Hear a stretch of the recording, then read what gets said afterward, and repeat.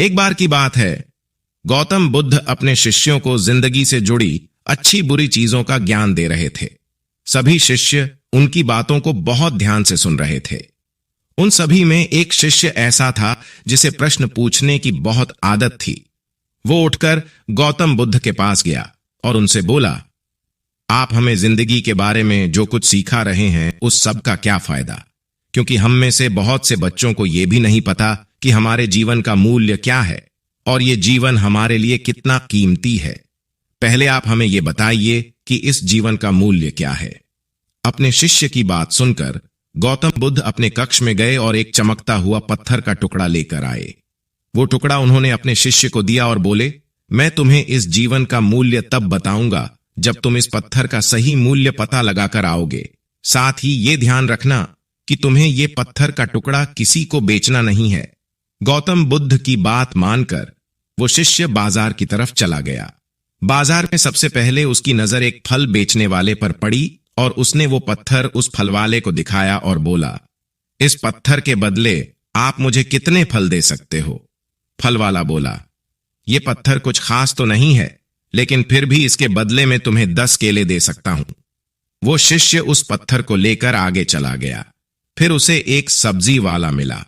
शिष्य ने उस सब्जी वाले से उस पत्थर की कीमत पूछी। सब्जी वाले ने उस पत्थर को ध्यान से देखा और बोला, इस पत्थर की कीमत के बदले में तुम्हें ज्यादा से ज्यादा 1 बोरी भरकर सब्जियां दे सकता हूं। इसके बाद वो शिष्य उस पत्थर को लेकर एक सोने के व्यापारी के पास गया। उस पत्थर की टुकड़े की चमक देखते ही उस सुनार ने उसकी कीमत 100 सोने के सिक्के लगाई। शिष्य ने वो टुकड़ा बेचने से मना किया तो वो सुनार उसके बदले 200 सोने के सिक्के देने को भी राजी हो गया, लेकिन शिष्य ने वो पत्थर नहीं बेचा। इसके बाद वो शिष्य एक हीरों के व्यापारी के पास गया और उनके सामने उसने वो पत्थर के टुकड़े को रख दिया। उस पत्थर को देखते ही हीरों के व्यापारी ने एक साफ कपड़ा बिछाया, उस पत्थर को उसके ऊपर रखा, फिर उसकी परिक्रमा की और हाथ जोड़कर उस पत्थर को कपड़े में लपेटते हुए वो बोला, तुम जिसे मामूली पत्थर समझकर उसकी कीमत पूछ रहे हो, असल में ये एक बेशकीमती रूबी है। ऐसा रूबी हर किसी को नहीं मिलता। मैं अगर अपना सब कुछ बेच भी दूं तो भी इसकी कीमत नहीं चुका सकता। उस व्यापारी की बातें सुनकर वो शिष्य हैरान हो गया। वो दौड़ा दौड़ा सीधा बुद्ध के पास आया और उन्हें उसने जो कुछ भी बाजार में हुआ वो सब बताया। उसकी अचरज भरी बातें सुनकर गौतम बुद्ध बोले, तुम्हारे सवाल का जवाब इस रूबी की कीमत में ही छिपा है। हमारा जीवन भी एक रूबी है। रूबी की तरह यह भी बेशकीमती है, लेकिन हम इस बात को हमेशा नजरअंदाज करते हैं और अपने जीवन का मूल्य नहीं समझते। हम दूसरों को देखकर और उनके जैसा जीवन जीने की कोशिश में अपने जीवन की कीमत को कम कर देते हैं। हम ये सोचते हैं कि हमारी जिंदगी की कीमत वही है जो दूसरे हमें बताते हैं, लेकिन ये बात हमेशा ध्यान रखना कि सामने वाला अपनी हैसियत, बुद्धि और अपनी समझ के हिसाब से तुम्हारी कीमत लगाता है। जिंदगी सिर्फ एक बार मिलती है, इसलिए इसको बर्बाद ना करें।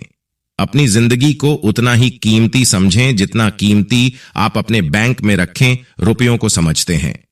आज के समय में लोग अपनी जिंदगी से ज्यादा कीमती प्यार, पैसों और दिखावे से भरी चीजों को समझते हैं। प्यार के चक्कर में लोग सुसाइड कर लेते हैं। पैसों के चक्कर में ऐसा काम करने लग जाते हैं जिससे उनकी जिंदगी बर्बाद हो जाती है। नाम कमाने के चक्कर में उल्टे सीधे काम करने लग जाते हैं। हमेशा याद रखें कि दिखावा करना जरूरी नहीं है। प्यार दोबारा मिल सकता है, पैसा फिर कमाया जा सकता है, लेकिन जिंदगी को फिर से पाया नहीं जा सकता।